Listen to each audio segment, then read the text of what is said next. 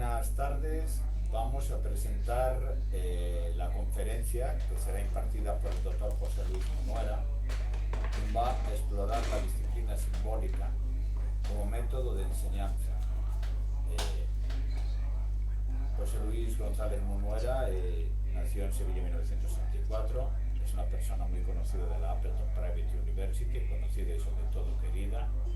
Es licenciado en Bellas Artes por la Universidad de Sevilla.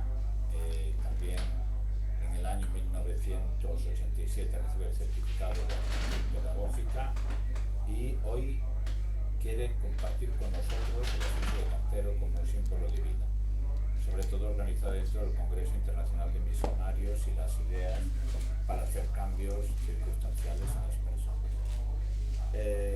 Aquí la gente suele ver esto de forma grabada y después hay 150 estudiantes que lo siguen. Cuando escuchen esto, lo que quiero invitarles es que lo hagan en directo, porque lo importante es compartir con las personas que han tomado su tiempo para dar este curso y sobre todo pues hacer las preguntas que a cierta edad ya nos han marcado y son importantes para nosotros. Sobre todo en el doctor Monuera, que con ese gran abanico de conocimiento que tiene, hoy lo que quiere compartir con nosotros es precisamente algo que yo creo que le ha marcado muchísimo desde siempre, porque desde que lo conozco siempre hemos hablado de canteros. No voy a preguntar si es masón operativo o de los o francmasón de los que se ocultan por ahí y se ponen mandiles. Pero, estimado doctor Monuera, muchísimas gracias por estar con nosotros, muchísimas gracias por compartir y cuando quieras avanzamos. Gracias. Bueno, pues buenas tardes a todos los asistentes, oyentes y vídeo observadores de esta ponencia. Antes de empezar con el PowerPoint y explicarlo, como siempre sigo la línea de poner el texto que voy a recitar para que aquellas personas que tengan problemas de audición puedan seguirlo leyéndolo y puedan tener una visión global de lo que vamos a hablar. Hay que hacer una distinción clara entre lo que el término masón significa. No vamos a hablar solo de lo que sería la masonería como tal, sino vamos a hablar del gremio de los canteros. Existe entre diferentes autores, multitud de autores que desconocen el tema, la idea de que el masón es un cantero, y no es así. El término masón deriva del francés, que significa albañil. Y hay que distinguir muy claramente entre un albañil y un cantero. El albañil era el que se encargaba de hacer las fosas, de organizar los andamios, de hacer todo lo que es el tema del trabajo de madera y demás. Mientras que el cantero lo que hacía era pulir, labrar, tallar y entallar la piedra. Con lo cual existe una diferencia bastante notable, ya que incluso a la hora del salario, el salario del cantero era mucho mayor, casi el doble, que el del albañil, y eso lo hemos averiguado a través de los libros de teneduría de libros, de las catedrales y demás. Por lo tanto, son oficios totalmente distintos. Y también dentro del masón hay que distinguir dos tipos de masones, el tipo operativo y el tipo especulativo. Y por lo tanto, la masonería, que es una degeneración del gremio de los canteros, va a hacer lo que nosotros llamamos la especulativa, que es cuando ya no existe el gremio como tal de canteros y empieza a abrirse a otros oficios como son la abogacía, la medicina, en fin, y cualquiera que se fuera llamado a formar parte de este tipo de organización. Mientras que la operativa es lo que son propiamente el gremio de canteros, que tenían una estructura y organización muy determinada, ¿no? Y como iremos viendo a lo largo de esta presentación, vamos a tener que hacer solamente una parte de lo que sería, porque es mucho más rica y no vamos a entrar en problemas serios de cómo sería el examen, por ejemplo, de iniciación de grado de maestro, por aquello de que es excesivamente complejo para darlo aquí en una visión general. También sería interesante hacer una presentación sobre lo que sería la cantería en España, a través de la Escuela de la Trasmiera, de la que existen grandes y enormes ejemplos de gente de una cualificación excepcional. Nos vamos a quedar. Oíste, y que tenemos pendiente. Yo creo que llevamos 2 años para hacer una ponencia sobre Trasmiera, ¿te acuerdas? Llevamos casi 2 años. Discúlpame que te interrumpa, pero es que es No, algo no, muy no. Al pendiente revés, a mí y me pendiente encanta. de verdad. Claro, a mí me encanta porque realmente a mí me gustaría que en vez de que fuera yo largando el rollo, pues que esto fuera una cosa abierta, que se pudiera interrumpir cualquier duda, porque, hombre, yo conozco el tema, pero tampoco soy el genio del tema, por lo cual puede abrir a otras luces, otros caminos, otras vías de investigación, cualquier intervención de cualquiera de las personas que lo escuchen, ¿no? Entonces, quería hacer esa salvedad, es decir, distinguir entre uno y otro porque veremos cuando hablemos ya de cuáles son las fases, los orígenes de esa ritualística que se transforma en liturgia mediante el oficio de cantero, cuáles son las bases y por tanto veremos cómo hay unos ritos de iniciación, pero solamente de la masonería especulativa. Y lo que va a ser es un reflejo de una serie de hechos que ocurrieron supuestamente cuando la construcción del templo de Salomón. Pasamos entonces, a ver si quiere pasar.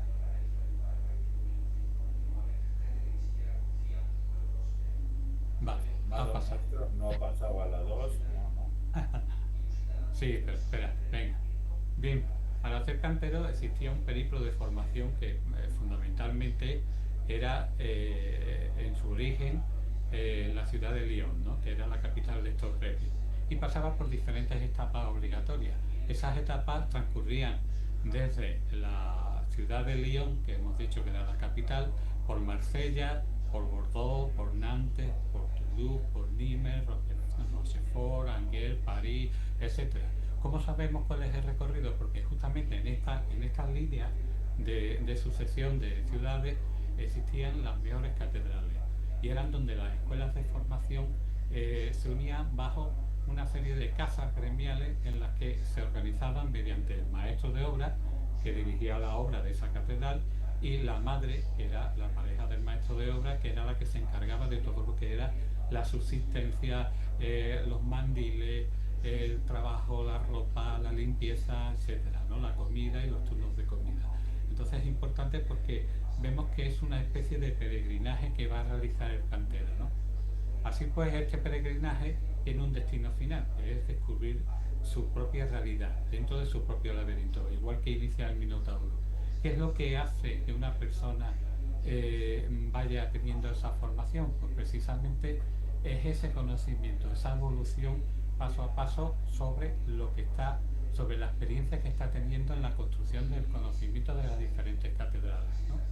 Esos laberintos que además están representados en las catedrales, pero que tienen su origen desde la pintura rupestre, ¿no? Una de las primeras figuras icónicas que se representa, aparte de la cruz gamada, son los laberintos y una serie de sucesiones de puntos y de líneas, ¿no? Que no vamos a entrar en ello porque no es el tema que nos ocupa, pero sí el de los laberintos, ¿no? Y estos laberintos, cada uno de ellos están representados de una manera personal, es decir, cada uno tiene su propia personalidad y cada uno tiene su propio mensaje y dimensión, ¿no? Es como una especie de guía o camino iniciático. Conocemos, por ejemplo, el desaparecido ya de la Catedral de Reims mediante un grabado del siglo XVIII. Este laberinto es uno de los pocos exclusivos que hay que tenían forma octogonal. Y esa forma octogonal hacía que apareciera en el centro un recuadro con la capa del maestro, ¿no? El maestro de obra. Y en cada una de las esquinas aparecía uno de los compañeros, que es una de las tres etapas dentro de la masonería, uno de los compañeros, cada uno con una de las herramientas propias de su oficio. ¿Qué significa? Profesor, Dime. profesor, no se actualiza la presentación. Seguimos viendo la primera página Sí, en el PowerPoint. es la primera. No te preocupes, estamos hablando Perdón. sobre la primera. Bien, entonces, Disculpe. nada. Entonces nos encontramos con que estas cuatro figuras lo que indican es el proceso que tiene que seguir y ya después veremos cuál es el recorrido real que tiene que hacer, que casi siempre suele ser en forma de espiral y siguiendo las manecillas del reloj o el recorrido que hace el Sol a lo largo de la esfera celeste como una forma de camino iniciático, que también va a ser la forma en la que debemos de interpretar cuando vayamos a una catedral, la forma en la que tenemos que leer esa catedral por dentro. ¿no? Entonces nos encontramos que para acceder a ese grado de compañero, de aprendiz, no solo tenía que mostrar su habilidad en el oficio, sino también las cualidades de discernimiento, ecuanimidad, equilibrio, compasión, etcétera. Era un gremio muy cerrado y por lo tanto como diría, tenían que seguir unas normas de conducta que eran absolutamente estrictas.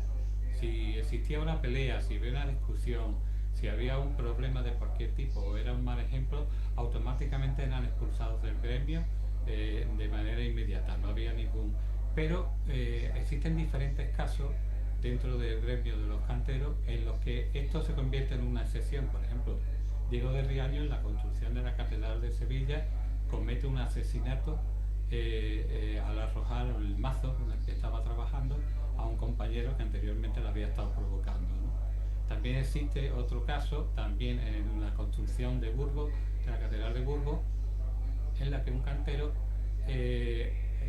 emite ¿cómo diría yo? En fin, emite un insulto contra la imagen de la Virgen y es encarcelado. Pero era tan importante el papel del cantero en el desarrollo del trabajo de la catedral que por el día lo soltaban de la cárcel y por la noche lo obligaban a volver a la cárcel para no parar el trabajo de la catedral. Hemos de tener en cuenta que el trabajo del cantero, después veremos por su simbología, era un trabajo muy importante, era un trabajo que estaba dedicado a Dios y por lo tanto cualquier interferencia que retrasara el trabajo de la obra de Dios era una cosa que afectaba precisamente a dicha obra y afectaba por lo tanto al diseño de la obra del trabajo de Dios, ¿no? Entonces eso hacía que el cantero fuera reverenciado, fuera visto como alguien excesivamente importante, ¿no? La voluntad del cantero o de la aprendiz del cantero iba dirigida fundamentalmente para ese gran trabajo y por lo tanto cuando se iniciaba lo primero que se le daba era fundamentalmente una palanca para mover las piedras de gran peso sin esfuerzo aparente, ¿no? También se le daba una regla de 24 pulgadas que después veremos su simbología, ¿no? Y por qué está dividida en 24 pulgadas y cuál es la función que tiene, con la que precisamente medir y ajustar y para que su juicio fuese justo, comedido y recto en su camino. Una escuadra para saber cuando el bloque estaba conforme a las exigencias de la proporción requerida para sí y su entorno y cómo debía de ser la actitud con sus compañeros y un compás. También veremos cuáles son las especificaciones y cuál es la simbología de dicho compás. Una vez demostrados sus conocimientos y habilidades mediante el uso de la geometría, el maestro hacía una defensa frente al tribunal, ¿no? Y esa defensa destacaba los conocimientos y las habilidades del aspirante y sobre todo sus capacidades de ingeniería, pero no de ingeniería tal como la concebimos ahora mismo, sino de ingenio, es decir, su capacidad para resolver problemas cotidianos y problemas complejos con soluciones de manera simple, de manera simplista, y con su capacidad para aplicarla de cuestiones de carácter mecánico, de carácter constructivo o simplemente de creatividad reflexiva, ¿no? Esto hacía que ese conocimiento tuviera una aplicación directa a la hora del trabajo de cantería y además recibía de su maestro en su periodo de formación, que era de 5 años, incluso nociones de carácter como diría, legislativo, para tener la capacidad de poder realizar contratos, acuerdos escritos, etc. Hemos de tener en cuenta que el cantero, el aprendiz de cantero, cuando entraba a formar parte de una escuela determinada de un maestro, se firmaba un contrato en el que se estipulaba no solo el tiempo de formación, que solía ser de 1 a 5 años, sino también el número de obras en las que podía intervenir y el tipo de comida y de vestimenta, incluso el tipo de colchón que iba a tener, el jergón que iba a tener, con lo cual quedaba perfectamente estipulado todo lo que ese alumno iba a recibir a lo largo de esos 5 años. Igual hacía cuando se hacía un contrato con el tema de la construcción de una catedral o de una obra de ingeniería determinada.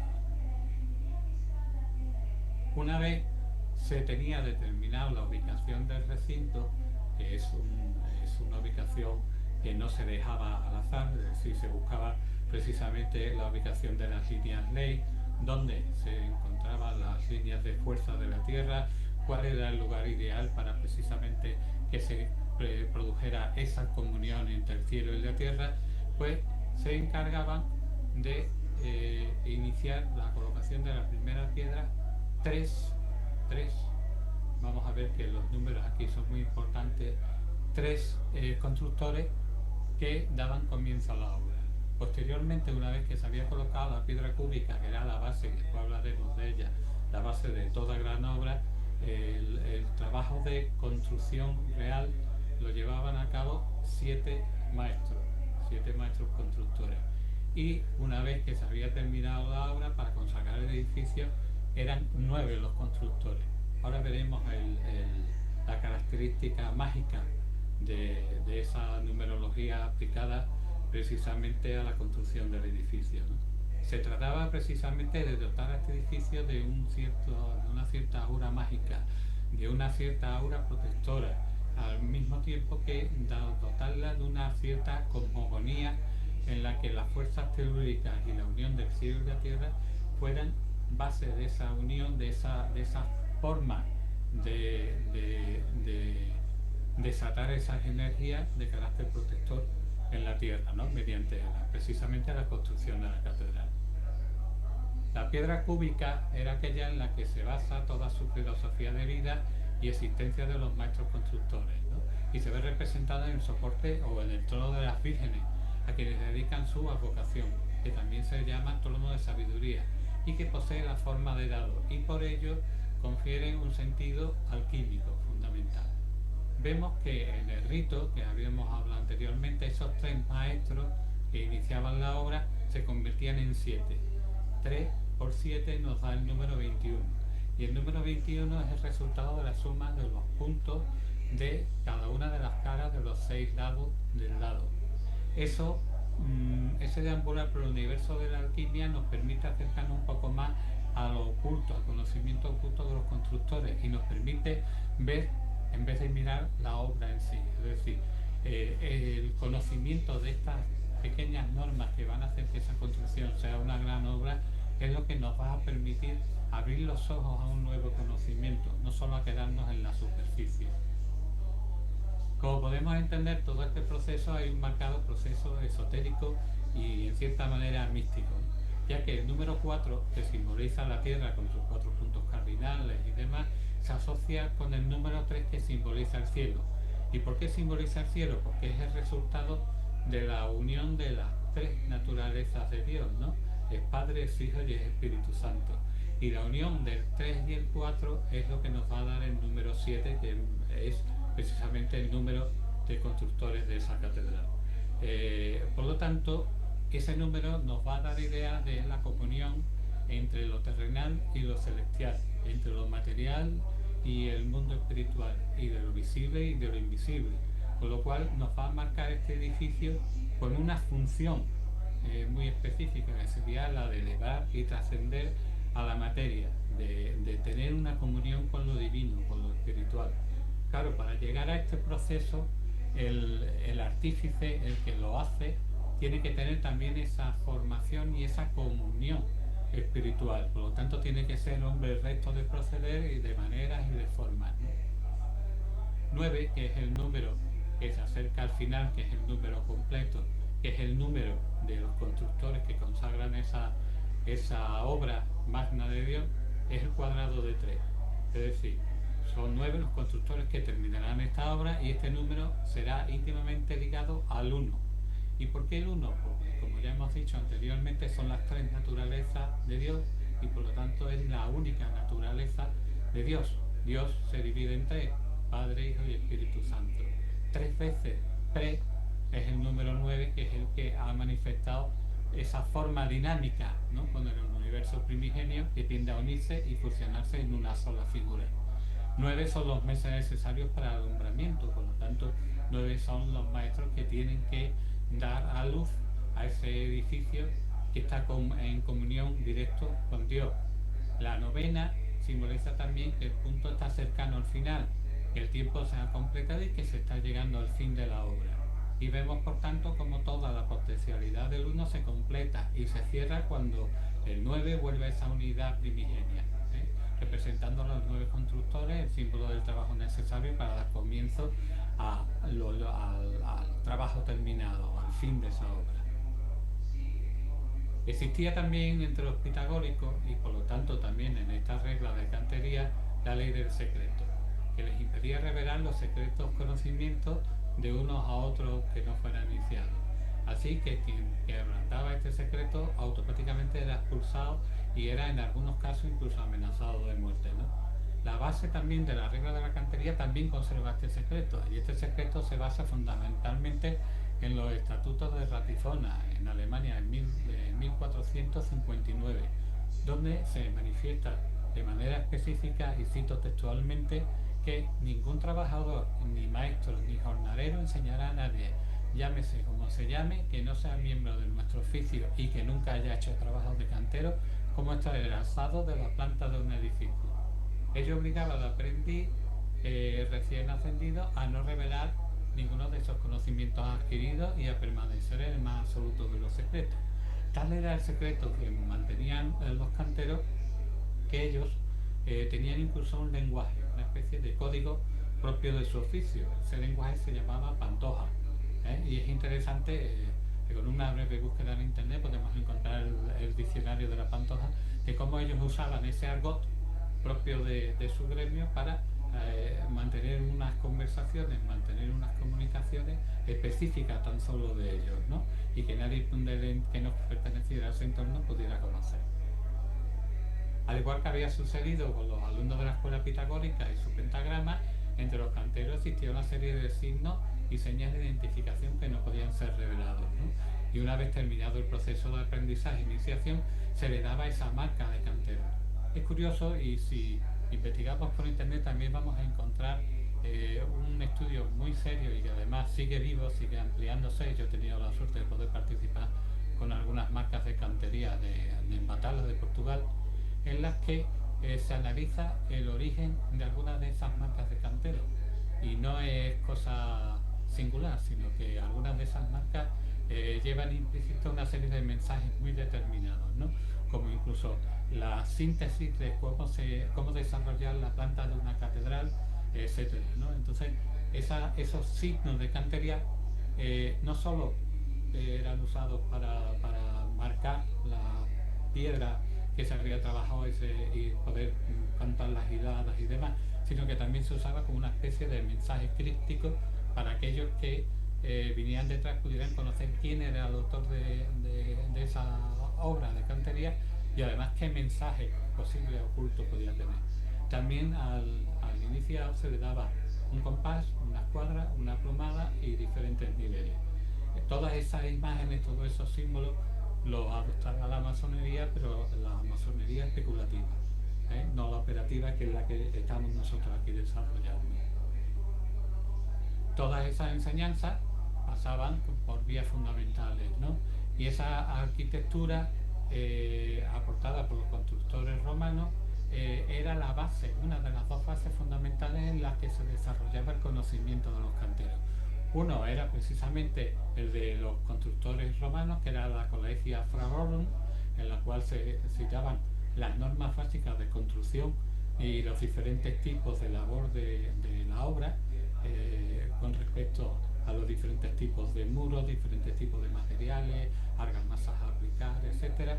Y otra era el conocimiento de la escuela platónica o la neoplatónica, que se heredará ese conocimiento a través de las diferentes escuelas y sobre todo por la difusión de los padres de la Iglesia, ¿no?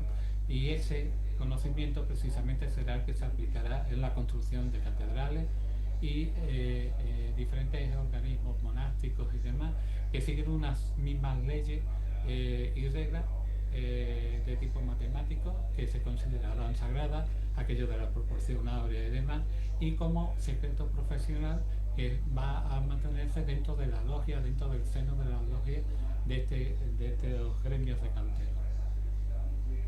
En esa imagen es justamente cuando se forja la imagen del Dios como arquitecto del mundo, lo habremos visto en multitud de iglesias, en multitud de códices, en la que aparece la imagen de Dios con un compás en la mano midiendo el mundo, ¿no? Este será el símbolo básico de la mayoría de los constructores medievales y el que se utilizará como base de una forma de razonamiento de concepción del mundo, ¿no? Y es el que se va a desarrollar precisamente por las reglas de cantería. ¿Hay alguna duda, alguna pregunta? No se va viendo las diapositivas, pero después me pasas el PowerPoint y lo pongo cuando lo subamos al campus tecnológico. Miren, yo tengo aquí una pregunta. ¿Sí? El tema de la masonería está vinculado, por ejemplo, en Francia, ¿te acuerdas de lo que llevaban los Cordeliers? Que hicieron en la ruta del Tour de France, que era la ruta del Tour de Francia, que estaba, decían que vinculada pues al tema de las catedrales. Hombre, todo el tema de la cantería se desarrolla en la parte fundamental del sur de Francia y a partir de ahí se irradia al resto de Europa. La relación es obvia, ¿no?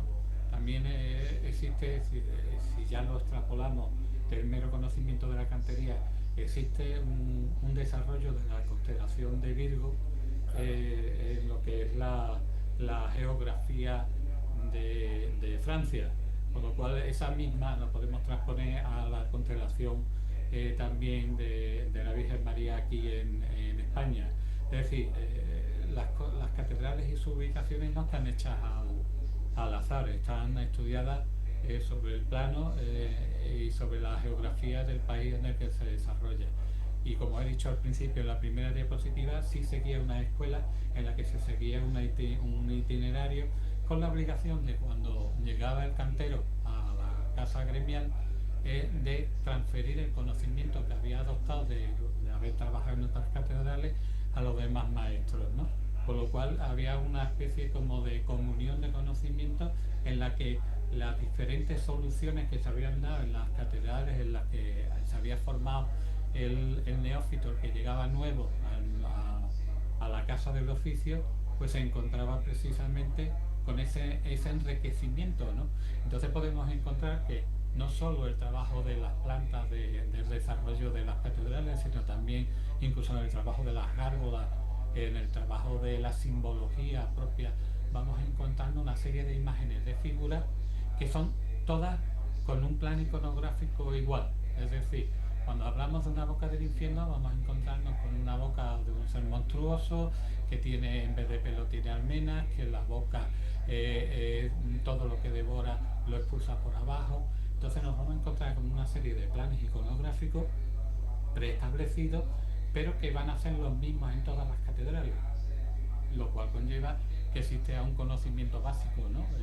Y generalizado con un origen común, lo cual después la profusión de la estampa, la imprenta y demás hará que ese desarrollo sea mucho mayor, ¿no? Porque se dará a conocer tipos iconográficos distintos y se dará a conocer diferentes formas de expresión, pero en lo que es lo básico tanto de las catedrales como de todos y cada uno de los elementos que componen esa obra viva que es una catedral son comunes. Es decir, ese conocimiento se distribuía de una manera ordenada y no arbitraria, y con unas formas de pautas matemáticas y geométricas que son específicas de ese gremio y que lo hace por ello tan singular y tan importante en la historia del conocimiento de la humanidad, aunque no somos conscientes de ello, o yo creo que la inmensa mayoría del público no es consciente de la trascendencia que tiene una obra tan magna como una catedral. Lo vemos como una curiosidad, casi todas en el centro de las ciudades,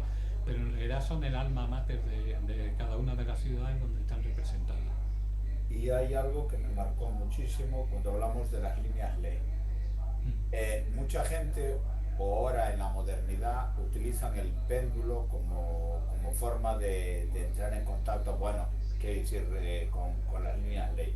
¿Tú crees que la plomada, cuando se da también en cierto simbolismo, no dejaba de ser pues un instrumento para entrar y descubrir esas energías ley positivas? Porque, corrígeme si estoy equivocado, hay energías ley que no son tan positivas para el ser humano. Bueno, le llama las venas del dragón, ¿no? Sí, exacto. Sí, que además salió en Francia, tú sabes, por ciertos sitios, por eso te digo, ¿no? La Dragon Rouge, este que le llamamos. Ujú. Hombre, yo entiendo que son líneas de fuerza que están en la Tierra, que el hombre primitivo, que estaba más en contacto con la naturaleza y vivía más esa realidad, las conocía perfectamente.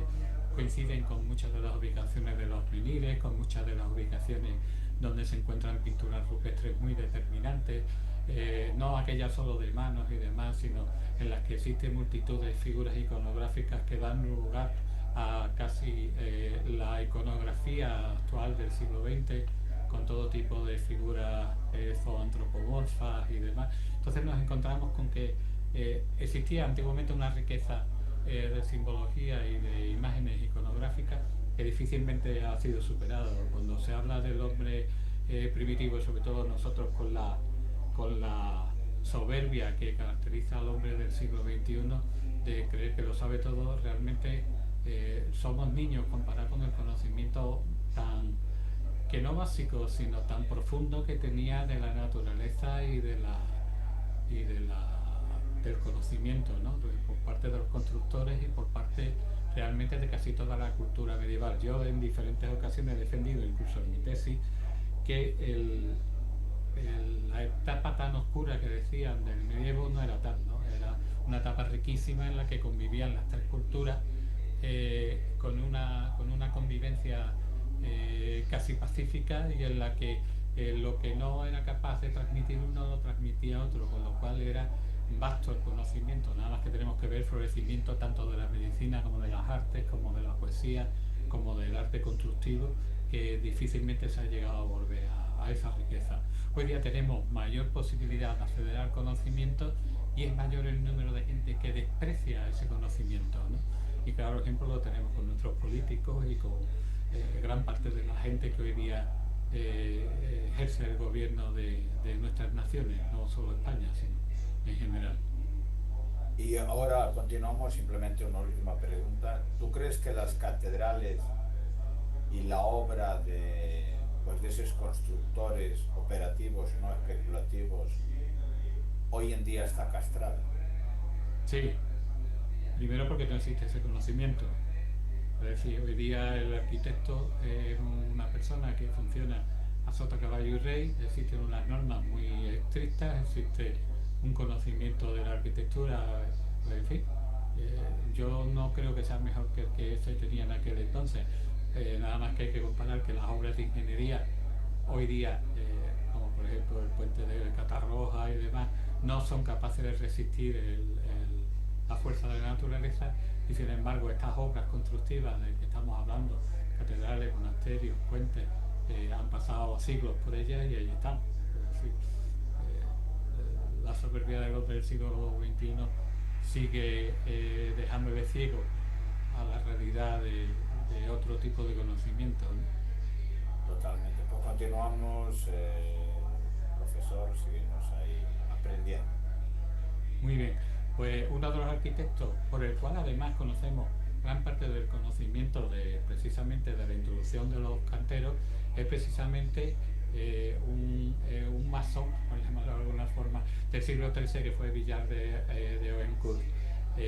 Gracias a sus dibujos y a sus diseños, y sobre todo al trabajo de cotidianidad que lo vemos a través de sus diferentes diarios, podemos hacernos ideas precisamente a través de esos cuadernos, y además que se conserva en la Biblioteca Nacional de París, que se pueden consultar con los debidos permisos y demás. Podemos encontrar cómo él reduce el conocimiento de la fábrica de constructores romanos y el pitagórico, lo reduce precisamente al sistema del pentagrama pitagórico, con el cual él le sirve de base para la realización de todos los trabajos suyos de figuras, de retratos, de construcciones de todo tipo, lo cual hace que se enriquezca precisamente ese conocimiento, ¿no? De la forma similar también en la tradición hebrea, en la Kabbalah, vemos como la gematría es la ciencia que interpreta de forma simbólica las palabras a partir de un valor numérico determinado y le otorga a las letras que componen las palabras, ya sean hebreas o griegas. En ambos casos es posible la traducción de palabras a números e interpretarlos de manera simbólica y viceversa. De ese estudio puede desprenderse diferentes tipos de simbología, y ese conocimiento de la Kabbalah hebrea lo tienen los constructores, los canteros, y por lo tanto vamos a ver cómo a través de diferentes números muy específicos tratan de emitirnos un mensaje, ¿no? Y ese mensaje tiene carácter no solo místico, sino también esotérico y exotérico con aquí, ¿no? Por ejemplo, podemos ver en la Catedral de Troyes, en Francia, que la clave de su cabecera se encuentra a 88 pies y 8 pulgadas del suelo.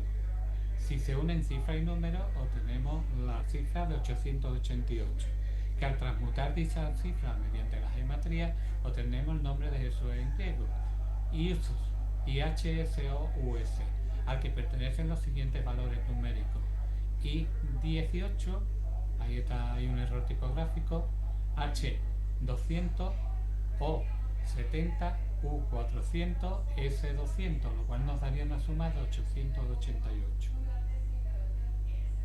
Lo que sin duda nos puede resultar sorprendente, ¿no? Pero también existen otras correspondencias. Por ejemplo, en sus columnas o pilares, que estos miden 6 pies y 6 pulgadas, posee la iglesia 66 de estos pilares, los que nos recuerdan el número de la bestia de manera insistente, el 6 y el 666, que lleva tatuado eso, la bestia, ¿no? El 666. Y esto nos refuerza la idea de que lo que sería la bóveda sería la imagen de los apóstoles, que son 12 bóvedas sobre 66 pilares, los 12 apóstoles que deben aplastar al maligno, y a su vez el triángulo usado para obtener el alzado del edificio esconde un ángulo de 26 grados. Esa cifra en gematría es el nombre de Dios en hebreo, IHVH. Por lo tanto vemos que van ocultando una serie de mensajes mediante precisamente el uso numérico y su traducción en gematría. También Jan Hani nos hace una serie de ejemplos, nos cita una serie de ejemplos también de iglesias, como la iglesia de San Nazaret, en la que en uno de los capiteles recomiendo que se busque, está la figura del nacimiento del hombre verde, ¿no? Y que es una de las figuras que yo he desarrollado su investigación y sigo desarrollándolo, en la que en ese capitel figura la figura de la primera mujer, que no es Eva, dando a luz, ayudada por demonios, precisamente al hombre verde, ¿no? Como fuerza regeneradora de la naturaleza. Por esa iglesia de San Nazaret, que ya la presencia del hombre verde nos indica que hay un conocimiento oculto, como en todas las catedrales donde aparece un hombre verde, siempre hay que buscar que cerca de ese hombre verde hay un tipo de conocimiento que se intenta transmitir, ¿no? Casi siempre está relacionado con la fecundidad, las fuerzas de la naturaleza y las fuerzas regeneradoras o fuerzas creativas, ¿no? O creadoras. Pues muy bien, en la iglesia de San Nazaret, en la localidad de Autun, en Francia, la longitud y la anchura de dicha iglesia suman la cifra de 257, que por gematría equivale a la palabra Nazer, con Z, cuyo significado significaría la corona del príncipe. Pero si observamos el paralelismo entre la palabra Nazer y Nazareno, podríamos entender que dicha simbología significa la corona del Rey Jesús en Nazareno.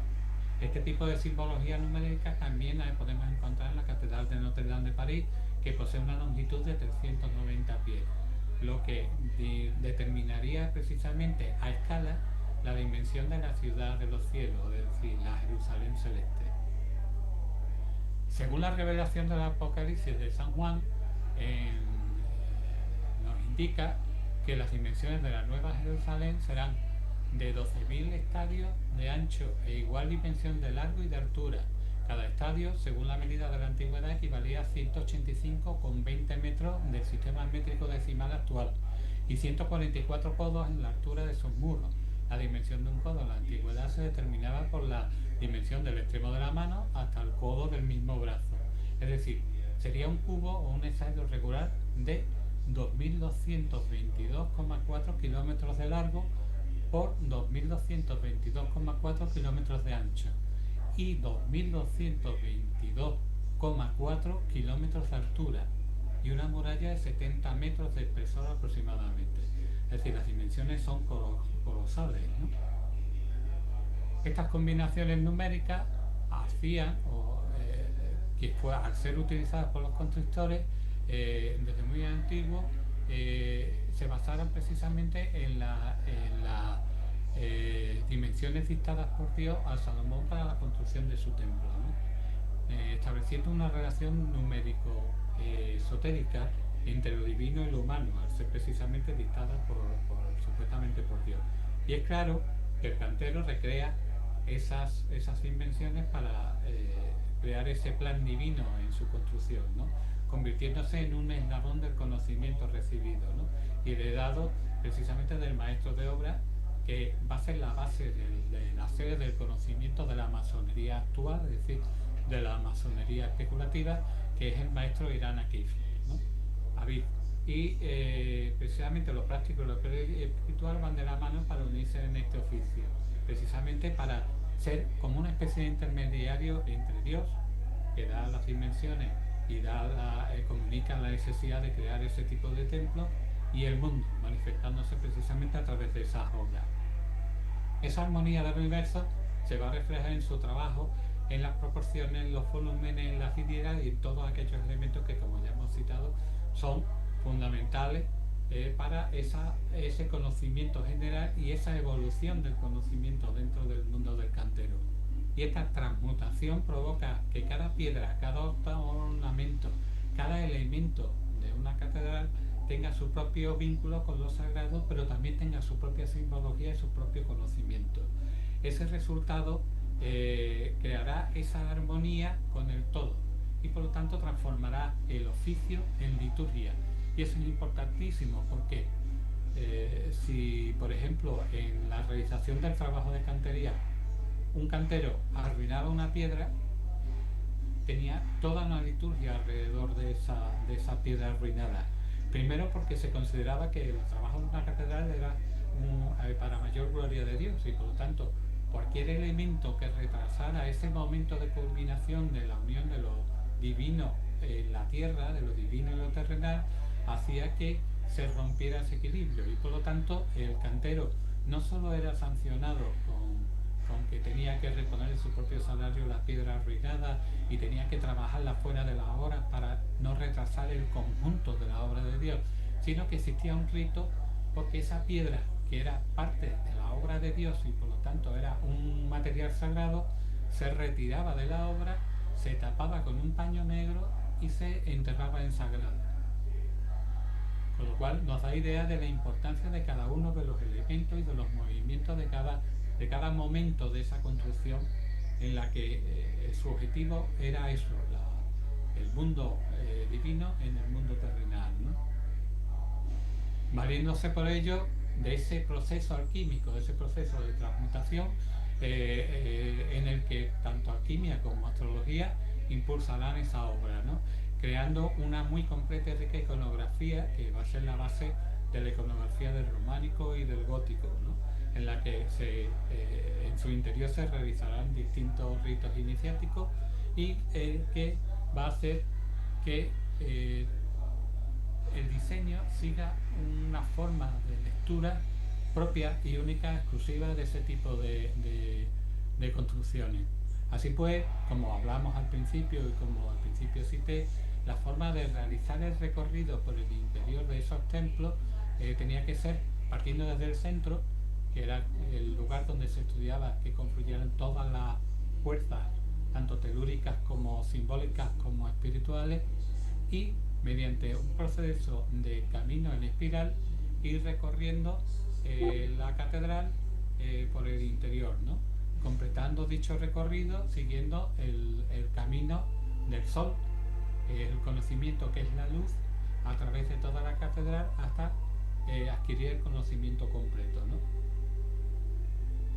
Ese recorrido, como hemos dicho, empezaba por el muro norte, después iba al este, al sur, para llegar hasta la puerta oeste. Y en la puerta oeste, al salir al exterior, simbolizaba el paso de la sombra a la luz, el paso de la ignorancia al conocimiento, el paso de, en cierta manera, estar muerto a renacer a una nueva vida, ¿no?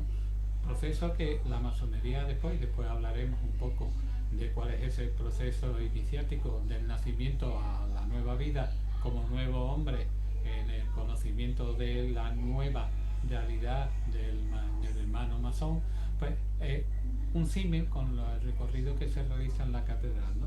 Por lo tanto, salimos por la puerta oeste y salimos hacia la luz del conocimiento. Hoy día esa evolución, pues esa más bien involución, es la que aplica precisamente la masonería especulativa de hoy día, ¿no?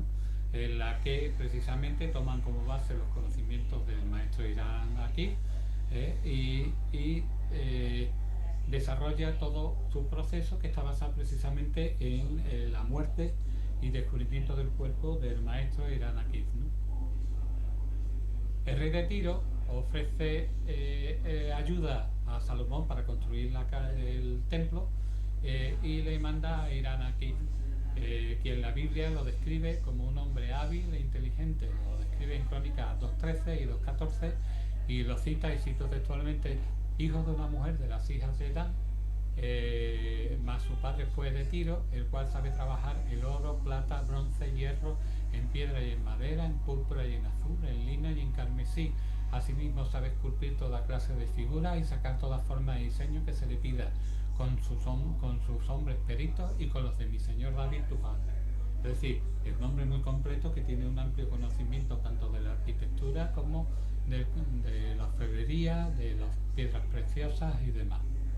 Reúne este Irán aquí a los obreros, los divide en 3 tipos de obreros, que son los 3 tramos o los 3 niveles de la masonería, ¿no? En los que la masonería después, pervirtiendo ese conocimiento, se lo transforma en 3 tipos de grados. Y esos grupos están diferenciados según sus méritos y capacidades, ¿no? Entonces cada uno tenía una especificación en sus tareas y cada uno tenía un lugar de reunión dentro del templo. Entonces, por ejemplo, los aprendices se situaban en la columna B, al norte. La columna B era Boaz. Los compañeros, que es el segundo grado de la masonería, se reunían en la columna Hakim o Arzur, y los maestros se reunían en el santuario del templo o en la cámara del medio. Por lo tanto, vemos que cada uno tenía, pero no solo cada uno tenía un lugar de ubicación distinto, sino que también cada uno tenía un salario distinto, cada uno tenía una palabra de paso distinto y cada uno tenía un gesto que lo identificaba distinto. Ahora veremos que eso es lo que llevará a la perdición a Hakim. En cierta ocasión, una vez que se había repartido los salarios y demás, 3 obreros clasificados como compañeros, es decir, el segundo grado de la masonería, pues viendo que el templo estaba llegando a su fin, manifestaron el desacuerdo con su salario e intentaron obligar al maestro Irán para que le dijese la palabra de paso y así identificarse como maestro y tener mayor sueldo, mayor salario y ser reconocido para poder dirigir obras, ¿no? Estas 3 personas, que se llamaron según diferentes fuentes Jubelos y Jubelum, que esos nombres tienen también su propia simbología, que no vamos a entrar en ella porque está basado en una serie de textos hebraicos que para eso hay que tener un mínimo conocimiento de la Cábala y desarrollarlo, ¿no? Sabiendo que el maestro siempre regresaba al templo por la mañana temprano para supervisar la obra, planificar el trabajo del día y demás, lo esperaron en diferentes puertas para intentar sacarle precisamente ese conocimiento, ¿no? La palabra del maestro y el gesto. El primero lo sorprende cuando va por la puerta del sur y le pide de manera insolente la palabra al maestro, y este lo niega y lleno de ira le golpea con la escuadra en el cuello. Lo deja malherido, intenta huir el maestro Irán por la puerta de occidente y allí le espera el segundo, que es otro de los conjurados, y ante la categórica negativa le golpea fuertemente con la regla en el hombro izquierdo. Y el tercero, cuando el maestro intenta huir por la puerta de oriente, se muestra furioso, la arrastra de los cabellos ensangrentados y en la grada del templo le da con un martillo en la frente, que es la que le produce la muerte. Estos asustados por lo que acaban de hacer, primero lo entierran entre cascotes para al día siguiente, cuando anochezca, trasladar su cuerpo a otro sitio, y lo trasladan cuando anochece y lo entierran al pie de un árbol y lo tapan con unas ramas de acacia que es fundamental y simbólica en lo que es el tema de la masonería, y que además se representa en multitud de mandiles y todo lo que es la iconografía propia de la masonería especulativa. Al amanecer del nuevo día, pues una vez que lo han trasladado, Salomón va al templo y acostumbrado a hablar con Hiram, porque los dos iban temprano, veían cómo progresaban las obras, charlaban sobre cuál iba a ser el plan del día siguiente y demás. Observa que no está el maestro y empieza a preocuparse, y observa que en la puerta de Oriente hay manchas de sangre, y por lo tanto llama inmediatamente, convoca a 9 maestros, 9, vemos el número como se repite, para que busquen a Hiram e intenten dar con su paradero, ¿no? Entonces 3 de ellos se marchan por la ruta del mediodía, 3 por la ruta de Occidente y otros 3 por la de Oriente. Te digo que todo esto lleva una eminente carga simbólica que sería cuestión de analizar, y si hay interés, pues más adelante en otra ocasión podremos analizar la simbología de por qué unos se van a Oriente, otros al mediodía, otros con Oriente y demás. Y los 3 grupos de 3 por 3, 9, quedan en encontrarse al 9º día, el día que se acaba la obra. Bien, cada grupo empieza a buscar, y uno que llega al pie del monte Líbano, uno de los maestros se tiende para descansar, y al intentar apoyarse en una rama de acacia, esta se quiebra y remueve la tierra que él ya había observado que había sido removida y que había sido putrefacción. Llama a los demás hermanos para que le ayuden a desenterrar lo que allí podía estar pudriéndose, y encuentran el cadáver del maestro Hiram. ¿Sí? ¿Perdón? Nada, se ha conectado ahí algo, disculpa. Ya está, perdón. No, y que a lo mejor había alguna pregunta. Entonces van corriendo a Jerusalén y se lo comunican después de taparlo con una rama de acacia, el cadáver, se lo comunican a Salomón. Entonces Salomón manda a traer el cadáver a Jerusalén, y acordaron que buscaran si en el cuerpo había algún signo, alguna marca, alguna señal, precisamente del signo del maestro y de la señal. Y entonces, como no encontraron nada del cadáver que pudiera dar ese signo perdido, pues acordaron que la primera palabra que emitiesen al ver el cuerpo del maestro Hiram serían las que sustituyesen a la palabra y al signo perdido por el asesinato del maestro, ¿no? El de mayor edad entra en la fosa. Ahora vemos cómo el levantamiento del cadáver de Hiram se relaciona precisamente con el rito de iniciación masónico. Agarra al maestro Hiram y lo saca agarrándolo de la muñeca derecha, apoyando el pecho contra el suyo, así como la rodilla y el pie del mismo lado, y con la mano izquierda sujetándola por los hombros. Levanta el cuerpo, produciéndose un leve ruido que origina la expresión del maestro Mak Benak Moabón, que significa la carne se desprende de los huesos o la carne abandona de los huesos, ¿no? Durante la exaltación del sublime grado de maestro masón, el que recibe dicho grado personifica al maestro Hiram Abid. Entonces, lo sitúan dentro del interior de un féretro cubierto por un tapiz negro, con una rama de acacia, un compás y una escuadra o un triángulo. Y espera en silencio el desarrollo de la iniciación masónica. Anteriormente a este proceso de descubrimiento del cadáver de Hiram y de la iniciación masónica, la persona que va a ser iniciada entra en un cuarto oscuro donde hay un papel, hay tinta, una pluma y hay una calavera, que es la cámara de reflexión, que equivale a los 3 días que supuestamente estuvo enterrado Hiram aquí. Y en esa cámara de reflexión el futuro iniciado tiene que realizar una especie de testamento, porque todo el proceso de iniciación masónico es un proceso de muerte para un renacimiento y un nacimiento a una nueva vida dentro del conocimiento y en fraternidad y hermandad con Dios y los hermanos en este caso de la masonería, ¿no? El respetable maestro y los venerables hermanos que lo acompañan reconstruyen por tanto el descubrimiento del cadáver de Hiram, y el primer experto levanta la rama de acacia, que representa el momento cuando el maestro se sostiene en la planta y se quiebra. Luego procede a levantar el paño negro, que es la tierra que recubría el cadáver, y al observar horrorizado el cuadro, todos exclaman: ¡Oh Señor Dios mío! Porque han reconocido al maestro Irán aquí. Los venerables hermanos vigilantes intentan levantar el cadáver y ante la dificultad de lograrlo, exclaman: la carne se desprende de los huesos, como ya hemos visto anteriormente, y cesan en su propósito. Corresponde entonces al más respetable maestro realizar esfuerzos y lo toma por la muñeca de la mano derecha y mediante el uso de la gripa lo alza ayudado por los vigilantes y consiguiéndolo todo, dice: resurge, ha recibido la vida en el seno de la muerte. La gripa es una forma de saludo propio del masón.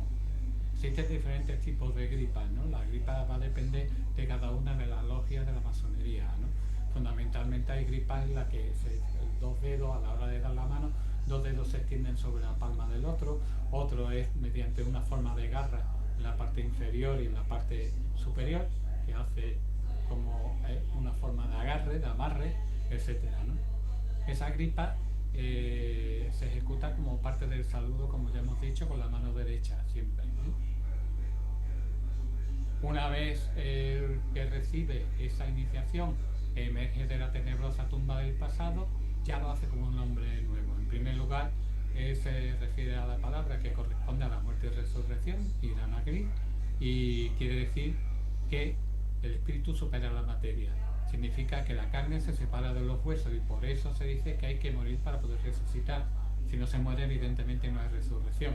El acto simbólico de iniciación dentro de la masonería es precisamente la muerte y la resurrección como hombre nuevo, nuevo al conocimiento, como hombre nuevo a esa fraternidad, ¿no?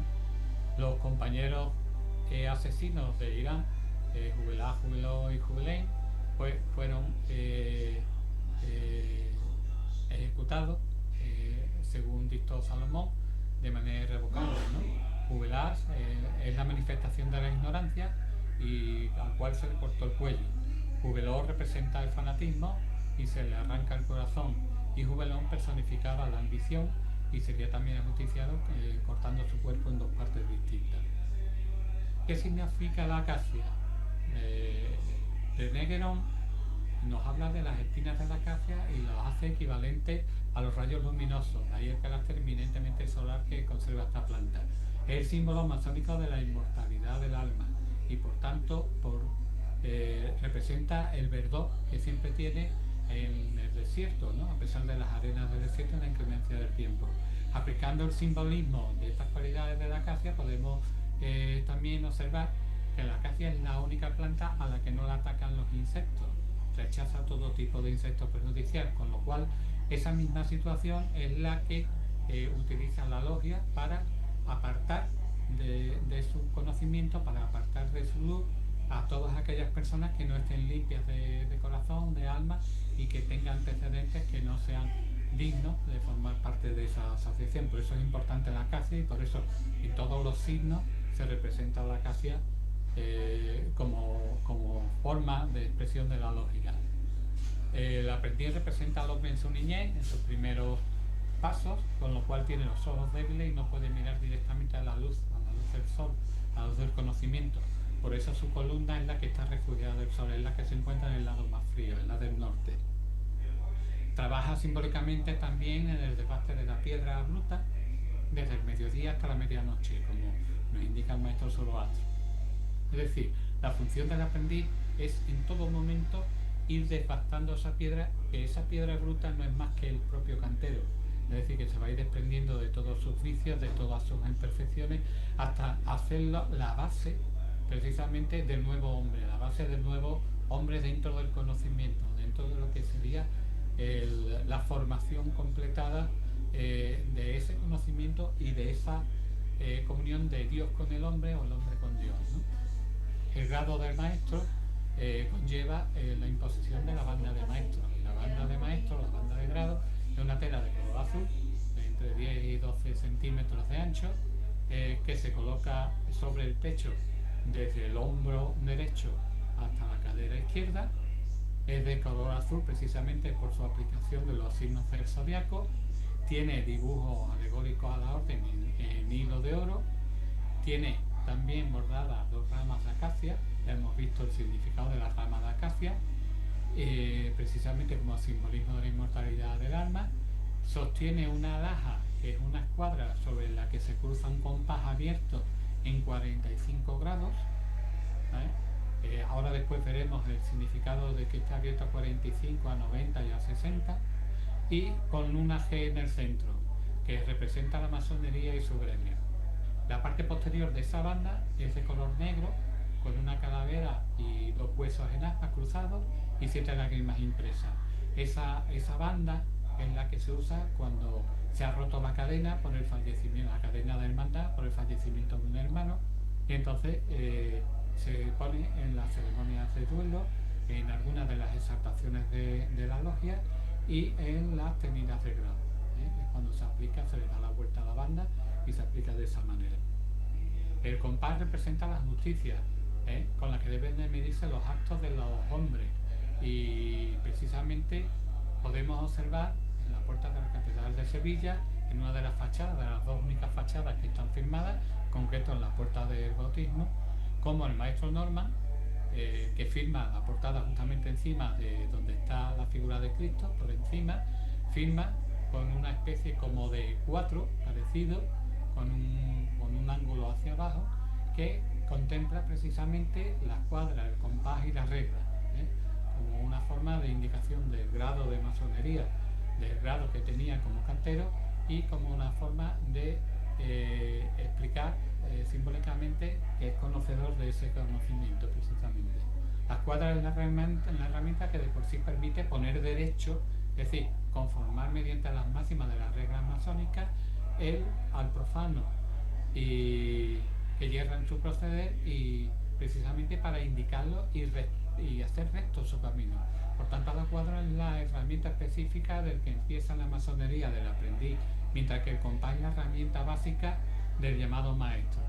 Vamos a verlo porque cuando posteriormente, en otra diapositiva, hablo de la ubicación, de cómo se coloca el compás y las cuadras, dependiendo del grado de iniciación en el que se encuentre. Y por lo tanto es una forma de mensaje simbólico de la preponderancia del conocimiento sobre la materia o de la materia sobre el conocimiento. Por ello, sobre el altar de los juramentos, en el rito iniciático masón, se encuentra a los pies del venerable maestro, que preside precisamente la ceremonia de admisión del nuevo, y las cuadras colocadas sobre el compás, como símbolo de la norma sobre la creación. Es decir, las cuadras domina la materia, domina sobre la espiritualidad. El segundo grado, el de compañero, las cuadras y el compás están entrelazados, ya que el iniciado aún no puede desprenderse de la norma, pero puede empezar a ejercer su creatividad, en la cual domina la materia sobre la espiritualidad. Y en el tercero, el de maestro, el compás aparece sobre las cuadras como símbolo de perfección, de total maestría, que permite usar el compás en todos los grados de apertura, siendo más allá de la norma y creando, siendo un dominio perfecto de la forma para la creación nueva y para la resolución de problemas de ingenio, de ingeniería. Vemos ahí el esquema de cómo están los tres, tanto en el aprendiz, en el compañero como el maestro. Y como ya hemos dicho antes, los grados de apertura del compás simbolizan, dentro de lo que sería el rito masónico y el rito del cantero, las posibilidades y los grados de conocimiento. Así pues, 45 grados se refiere a un octavo, 60 al sexto y 90 grados al cuarto. En este último caso, la maestría limita la apertura del máximo de 90 grados, porque si abrimos a 90 grados ya sería una escuadra. Entonces el máximo que puede abrir es hasta 90, que es el máximo que va a poder tener de creatividad hasta llegar a la materia, que es la que le puede impedir ir más allá dentro de ese proceso de conocimiento, ¿no? ¿Lo oye o no? No. ¿Perdón? Disculpa que bajo aquí, que se ha acoplado aquí un segundo. Ya está, que se le salta el... Bueno, no pasa nada. Sí, el audio le salta y ya está cerrado, disculpa. Bien, si se representa 45 grados, indicará por tanto que la materia no está completamente dominada, en contraposición con el perfecto equilibrio de 90 grados que hemos dicho antes. En dicha figura, además, aparece una regla, y la regla, según las normas masónicas, debe de tener la dimensión de 24 pulgadas, que como habíamos dicho antes, son las 24 horas del día, y por lo tanto es una norma de vida.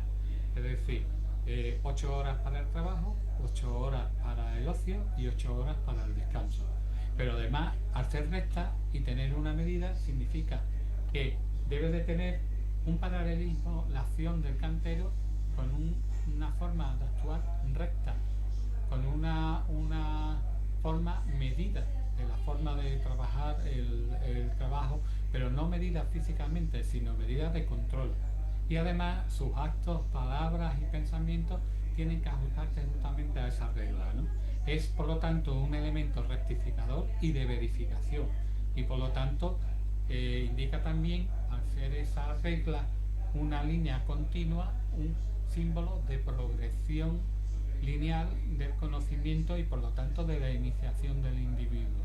Vemos que toda la simbología va dirigida precisamente al perfeccionamiento del individuo dentro del conocimiento y dentro del dominio de la materia, en comunión con lo celestial, en comunión con Dios y su conocimiento, ¿no? Conocimiento que le viene dado precisamente por esa cuestión, ¿eh? Y ya después vemos que existen otros elementos como el mazo y el cincel, que como dijimos al principio, el mazo es la voluntad, y, o sea, el mazo es la fuerza, y el cincel es la voluntad del dominio de esa fuerza con la obra que se va a realizar, ¿no? Que junto con la actitud recta, junto con el conocimiento y el dominio de esa realidad, es lo que va a hacer la figura completa del maestro masón, ¿no? Del gran maestro, el que domina cada uno de ellos. Y dejamos ya por último, ya para otra ocasión, los canteros de la Trasmiera, sería pues, mucho más largo que este, es decir, va ya por casi 100 páginas de presentación, en el que podemos ver las diferentes escuelas que se desarrollan en España, cómo era un gremio tan férreo, que se casaban entre ellos, que tenían su propio lenguaje, que le daban las herramientas, que no había una obra que no fuera controlada por ellos, las normas que tenían, cómo vivían, cómo incluso se alimentaban, cuáles eran las formas de vida de ellos en concreto, y en fin, un mundo apasionante, sobre todo porque nos da a conocer un mundo absolutamente desconocido y del que no somos conscientes cuando vemos una magna obra como puede ser una catedral, como puede ser todos y cada uno de los elementos, ¿no? Yo estoy recuperando información para hacer un libro de una guía interna de la Catedral de Sevilla con el recorrido iniciático, no solo el que hemos visto aquí del centro y siguiendo las manecillas de reloj o el transcurrir del sol, sino también para jugar al ajedrez dentro de la Catedral de Sevilla y hacer un recorrido por las diferentes capillas y demás para poder tener una serie de iniciación al conocimiento oculto que hay en la Catedral de Sevilla, que hay en todas las catedrales, no solo en la Catedral de Sevilla. Yo me esmero en la mía porque es la que vivo y conozco desde pequeño, pero que no me cabe la menor duda que ese mismo conocimiento está en todas y cada una de las catedrales europeas. Y quedo a vuestra disposición para cualquier duda, pregunta o cuestión que creáis que podéis reseñar. Yo tenía un par de preguntas. Sí, perfecto. Sí, estimado Bucala, pasen las preguntas, por favor. La primera es, mencionó que nos iba a explicar por qué tenía 24 pulgadas la regla y la verdad no lo he cogido, sí se lo ha explicado. Y la otra era si hay información respecto a cómo se veían entre ellos o qué relación tenían entre los dos grupos, entre los masones prácticos y los masones especulativos, porque debían coexistir durante mucho tiempo, imagino. Le respondo a la segunda antes que a la primera. Mira, no coexistieron. Es decir, la operativa, la masonería operativa, mal llamada masonería, que sería la cantería, es realmente los que hacen las catedrales, los que trabajan en el oficio de la piedra, los que van a las canteras y la extraen, los que la tallan, los que la pulen, los que la entallan, Las que sin argamasa colocan la piedra y perdura siglos. La especulativa es la que cuando acaba el gremio de canteros, porque desaparece, porque se descubren nuevos materiales, ya no se trabaja la piedra porque es excesivamente cara, porque no hay canteros propiamente dicho. Te pongo el ejemplo, en Sevilla se tuvieron que exportar canteros porque no se labraba la piedra, entonces no se podía realizar el trabajo tan magna obra como era la Catedral de Sevilla. Entonces, una vez que el gremio de canteros empieza a desaparecer en favor del gremio de la albañilería y de, como hemos dicho, totalmente distinto al cantero, y de la iniciación de otro tipo de gremios como son los médicos, como son los abogados, como son todos aquellos que están ávidos del conocimiento, pues se crea lo que es la masonería especulativa, y no tiene nada que ver uno con otro. Unos hacen catedrales, conocen el lenguaje simbólico, y otros lo que hacen es que utilizan ese rito simbólico como una forma de vida, pero no viven de ello, no son, sino que son una forma de comunión con otros hermanos, una fraternidad en el conocimiento, ¿no? Pero son los símbolos de la cantería los que utilizan, y se mal llaman herederos de la cantería, pero no lo son.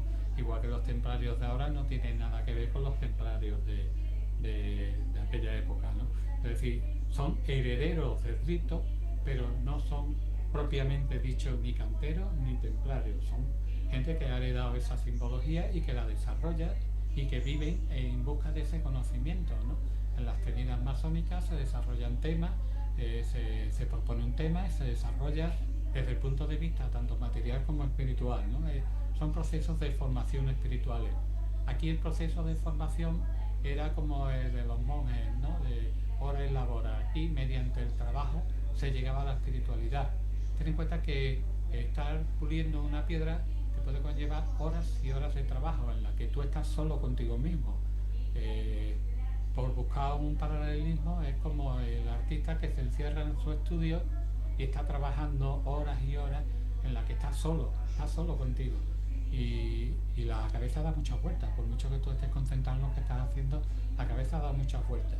Si todo el mundo posiblemente fuera artista, no habría guerra, ni habría violencia, ni habría envidia, ni habría... porque mediante esa forma de pensar, mediante ese descubrirte tu interior, sale la obra de arte, ¿no? Y se expresa al exterior precisamente por ese razonamiento.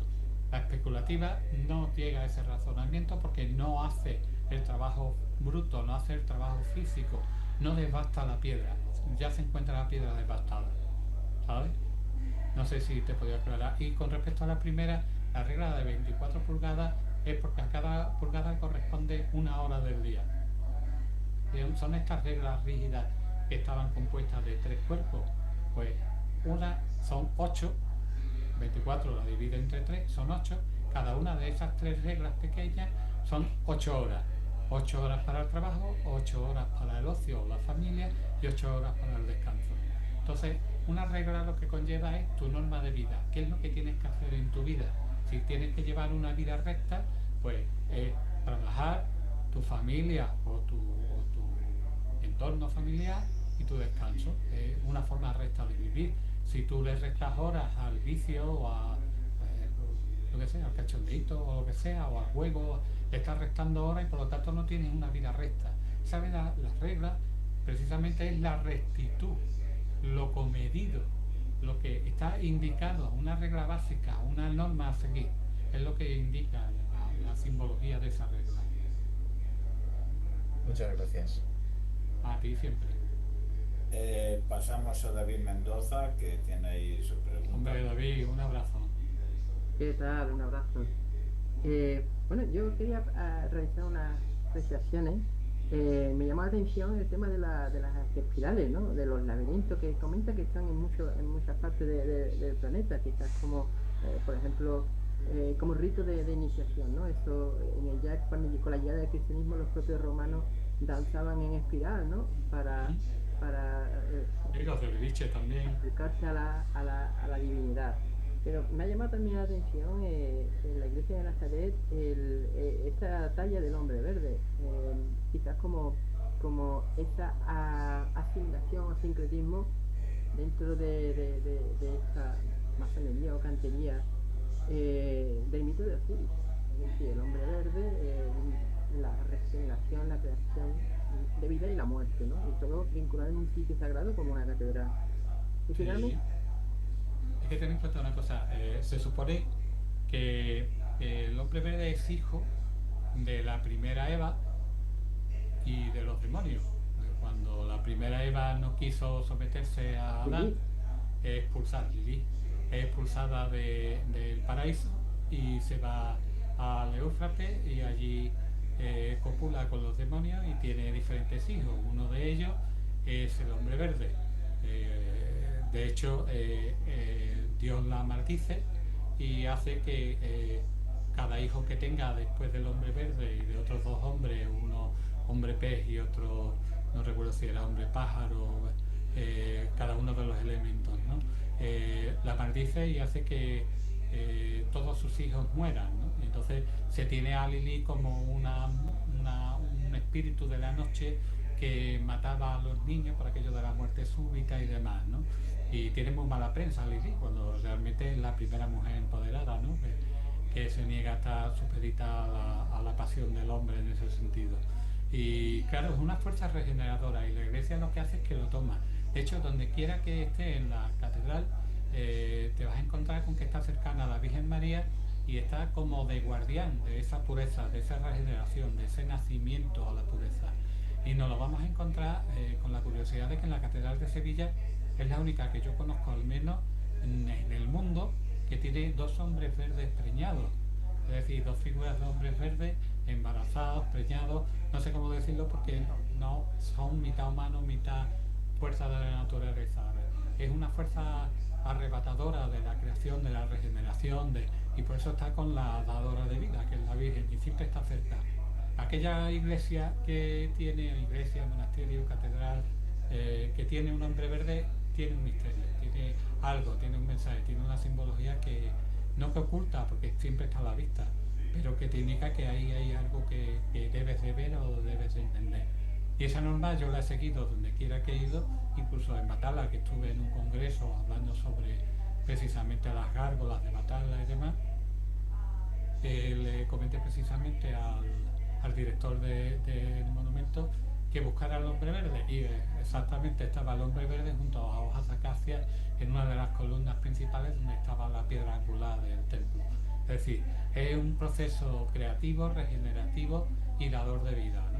El hombre verde.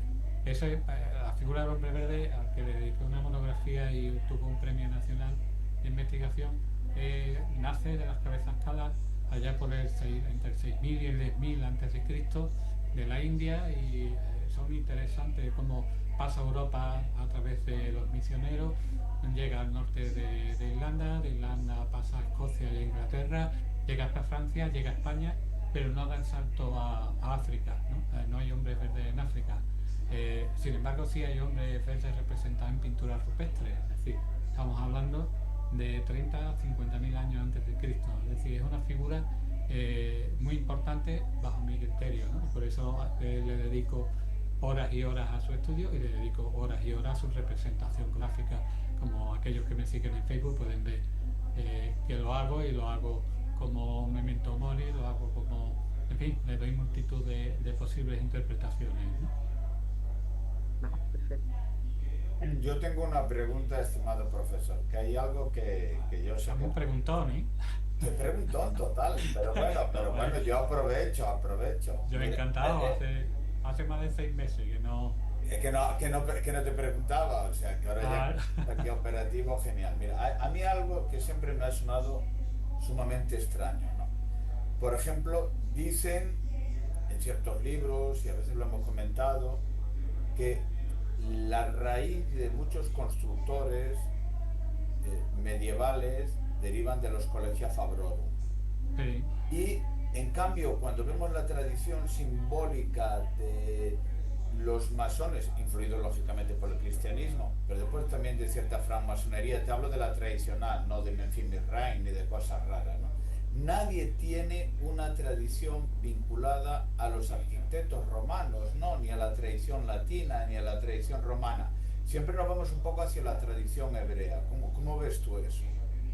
Hombre, mira, la cantería supuestamente nace del estudio de la proporción divina dada por Dios a Salomón.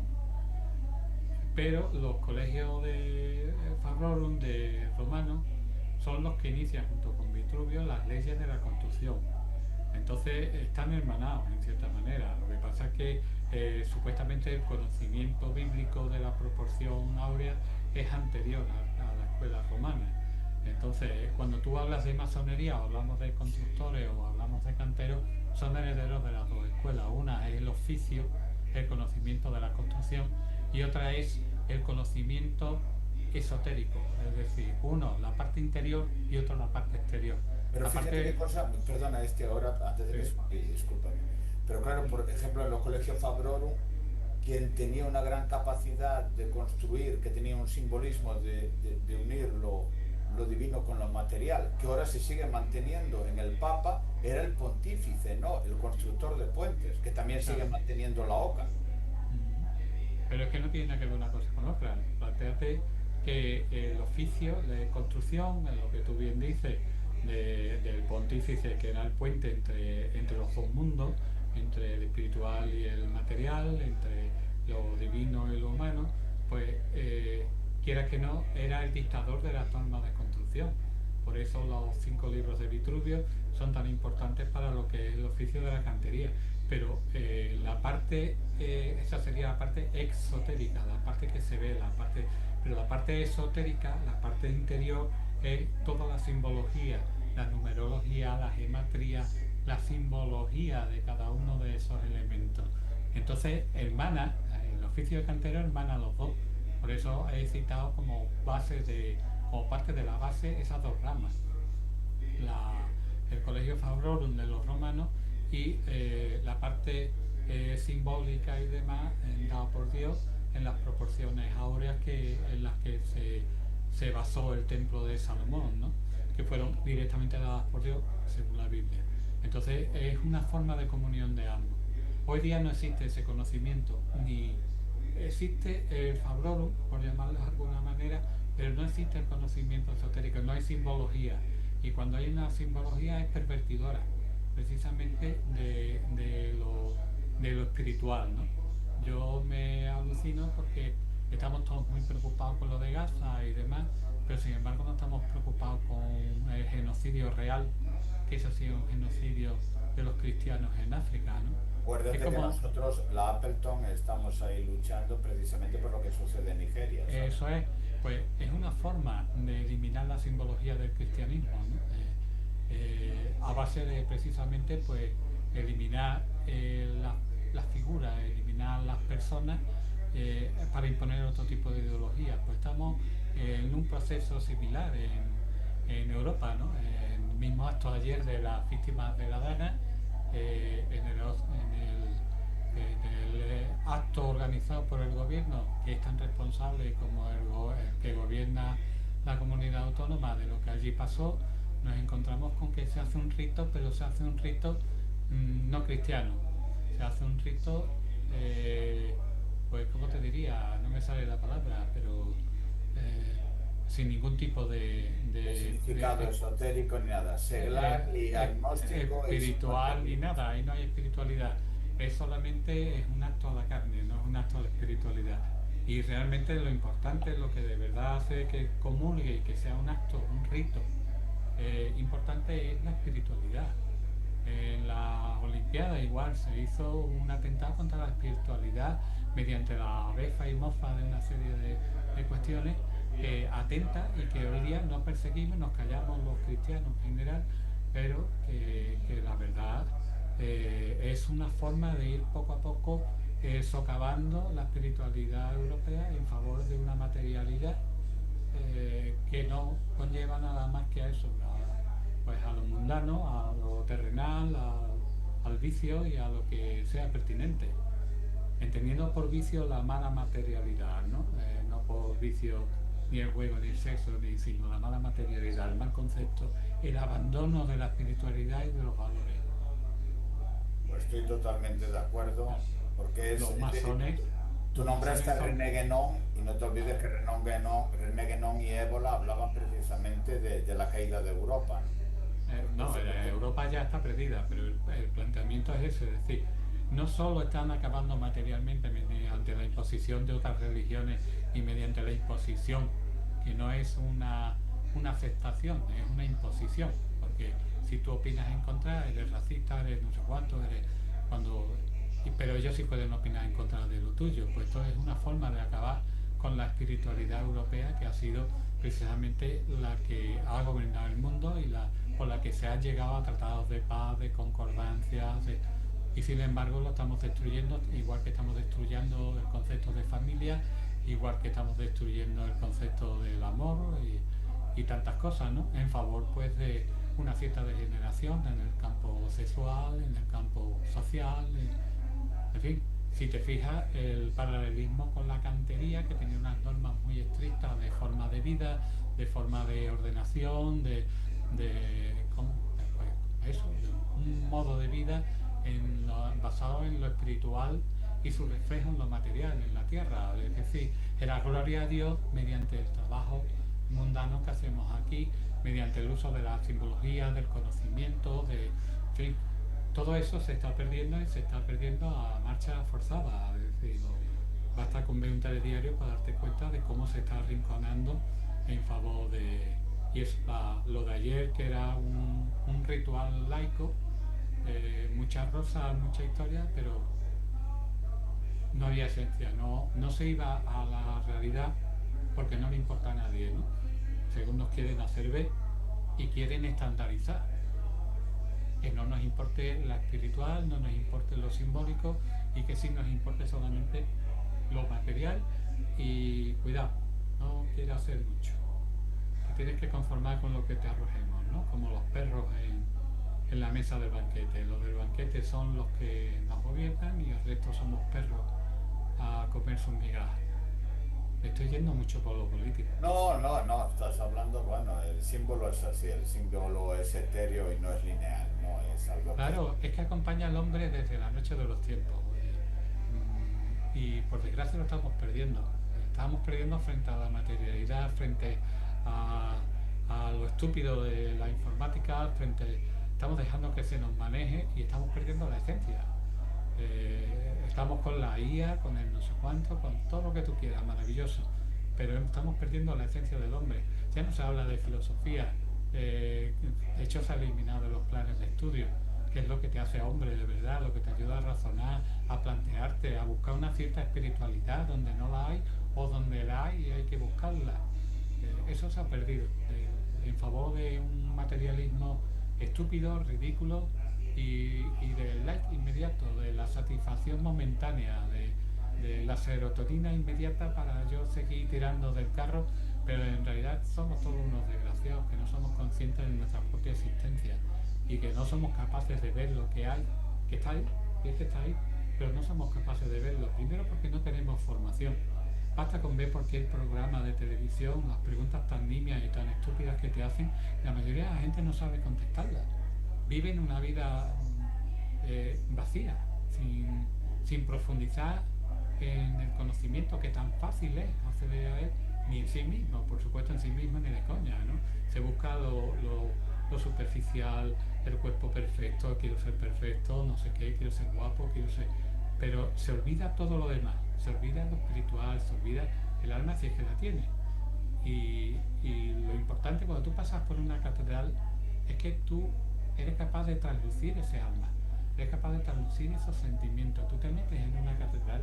Yo he estado en algunos momentos muy malos de mi vida, pasando una grave depresión, y te metes en la catedral y te recompones, porque está cargado de energía, tiene espiritualidad, tiene algo, esa atmósfera, ese hurgar dentro de uno mismo hace que haya generaciones como hay ahora de chavales que si no están con el ordenador están deprimidos porque no ven, pero porque no están buscando, es decir, se van a lo básico, gente de TikTok que se pasan haciendo el idiota 20 segundos, 30 segundos, y sin embargo no se ponen a escarbar, no se ponen a leer, no quieren siquiera conocerse a sí mismos. Su conocimiento de ellos mismos es el que dan los demás, el like inmediato, el me gusta, ¿sabes? Hoy día estamos en una sociedad en la que las redes sociales, cualquier idiota opina sin ningún conocimiento, incluso le discute al experto. Es alucinante, ¿no? Es decir, cuando antes se le tenía respeto al experto, se le tenía respeto a un título, hoy no, hoy el político se inventa el título porque desprecia el esfuerzo de obtenerlo, pero sí quiere el relumbrón de, oh, yo soy pastor, pero si has plagiado la tesis, ¿qué doctor eres Total. tú eres un cachondo, ¿sabes? Entonces no valoran, y de hecho en todos los mundillos, en este del misterio igual, les da pánico que haya un doctor o que haya alguien con una cierta cultura, es preferible inventarse cosas a demostrarlas, ¿no? O a ningunearte o a olvidarte, y es un problema que detiene a la sociedad y que me temo que ya se ha perdido. Es decir, Pues vamos a luchar para que no sea así, estimado profesor, muchísimas eso es muy difícil. Bueno, pero lo intentaremos. Tú sabes que pasito a pasito se hace un Tú gran estás cambio. haciendo una magnífica Lo vemos labor. con los abuelos. La abuela cuando va a comprar el pan va con el taca taca, pero llega. Pues nosotros llegaremos parecido. Pues muchas gracias, estimado profesor. Espero contar contigo más. Desde aquí, Sí, desde la cuando Appleton, quieras. te deseamos que te recuperes, que estés fuerte. Acuérdate que tenemos que hacer ya para febrero la fiesta de la gran sociedad secreta masónica de los Collegia Fabrorum, de todo lo que quieras, que nosotros sí aglutinamos todos los conocimientos híbridos, secretos y Babucha y antiguos, de zapatilla. babuchas, eso tenemos que hacerlo y escribiremos Pero ahí. es verdad, hay Entonces, que fundarlo. Yo me claro, tú comprometo. sabes que eres el Magister Magnum, eres el Claro, Magister Magnum. como le tengo el sitio ideal, el Hotel Alfonso XIII. Ah, lo conozco, sí, yo he estado allí, me parece súper genial. No, sí, la verdad es que es perfecto. Pues vamos a empezar así. Reservamos un privado, yo conozco mucha de esa gente porque hicimos con ellos cosas de la cerámica, restauramos cerámica y demás, y las comunidades de mis hijos siempre han sido allí. Reservamos y hacemos la imposición Claro, de las babuchas, del pin y de todo. Eso está hecho claro, porque hay que darle un toque de humor ante y tanta del batín miseria. rojo, ¿eh? No, exacto. Hoy me he Bueno, puesto eso. serio, me he vestido de Perdona, el negro. batín rojo es para el gran maestre. Para los demás, para el Magister Magnum es el batín rojo, para los demás es blanco. Es Tú blanco. ríete, pero yo tengo un batín rojo de seda, nada más que esperando ese momento. A ver si me haces una foto y no me haces manipularte ahí o irse el frac blanco, que ya lo tengo, ya no sé qué color ponerte. Te voy a poner rosita la próxima. Es que el blanco lo tengo yo tengo blanco y negro, tengo los Pero dos. te acuerdas que cuando hicimos eso, pues Sí. hacemos así y seguimos comentando. Muchas gracias, recupérate de la salud, esperemos Gracias a vosotros. fuerza. Ya estoy bien. ¿No? El problema es que todavía no veo un poquito por aquí, pero yo estoy bien, estoy fuerte, gracias a Dios sigo lúcido. Bueno. Era mi mayor miedo, si quieres que te sea sincero. No poder dibujar, no poder escribir y sobre todo tener que estar dependiente era una cosa que me aterrorizaba. Vamos, que no creo que hubiese yo Bueno, seguido adelante. seguro que sí que eres un guerrero y es el camino del guerrero. Y sobre todo, nada, en noviembre hablaremos y comentaremos, si te parece, de ese especial tan maravilloso y extraordinario que hiciste pues, de la Semana Santa, que creo que también es un símbolo cristiano, un símbolo de pasión, de redención y de esperanza. Y creo que deberíamos también hablar sobre eso que va a empezar a la venta y que además son numeradas y que es algo que bueno, si Tú lo haces sabes, ahora sería por algo. tú sabes que una de las carpetas va para el Appleton. Hombre, eso ya Al lo fondo sé, del Appleton. eso te lo agradezco porque bueno, igual que el mueble, es decir, el cuadro que tienes atrás, también te agradezco el regalo que me has hecho y te doy muchísimas gracias. Este no, este de colección. Este de colección. Este estaba en mi casa junto con dos cascos auténticos de la batalla de Normandía, que fue el 6 de junio, el día que yo nací. Y los tenía los dos en una vitrina, esos dos, y una cruz de hierro de verdad. Ay, Pero es coleccionismo, no es no, ya lo ideología. sé, no, que la gente no vaya, a mí me pasa lo mismo también. Pues muchas gracias a todos y nos vemos y de nuevo gracias y fuerza y a seguir. Venga, un investigando. abrazo, David, un abrazo muy fuerte. Me alegro de verte. Venga, Dora. Y a ti, José, ¿qué te voy a decir? Otro Igualmente. abrazo. Nada, yo también, sigamos ahí. Venga, te escribo. Mañana sale también lo de la revista. Un fuerte